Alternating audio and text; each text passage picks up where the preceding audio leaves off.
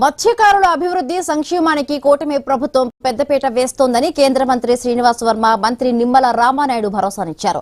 పశ్చిమ గోదావరి జిల్లా నరసాపురంలో నిర్వహించిన ప్రపంచ మత్స్యకార దినోత్సవంలో పాల్గొన్నారు.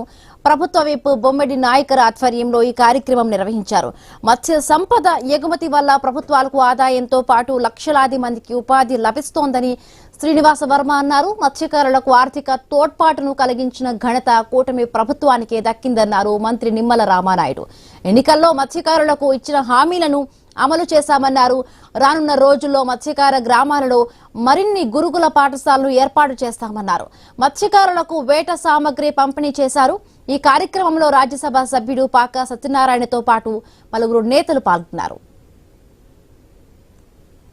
తీర ప్రాంతాల ప్రజలు ఎవరైతే ఉన్నారో మత్స్యకారు కుటుంబాలంతా కూడా తీర ప్రాంతాల్లో ఉంటారు కాబట్టి వారి తాలూకు ఉత్పత్తుల్ని బయటకు తీసుకువెళ్ళడానికి అనుకూలించే విధంగా పెద్ద ఎత్తున 216 జాతీయ రహదారి మన ప్రాంతంలో వెళ్ళినటువంటి సందర్భం ఒంగోలు వరకు ఏదైతే తీర ప్రాంతం ఉన్నదో ఈ సందర్భంగా ఇంకో రాబోయే 2 రోజుల్లో ఈ 216 హైవే ఏదైతే ఉన్నదో ఇప్పుడున్న హైవే 4 లైన్ల హైవేగా అభివృద్ధి చెందబోతా ఉందనేటువంటి విషయాన్ని మీ అందరికీ కూడా చెప్తున్నా. ఈ సందర్భం ఈ విధంగా లక్షల కోట్ల రూపాయలు ప్రజల కోసం వెచ్చించి ఖర్చు పెట్టేటటువంటి ప్రభుత్వాలు ఈవేళ ఉన్నాయి.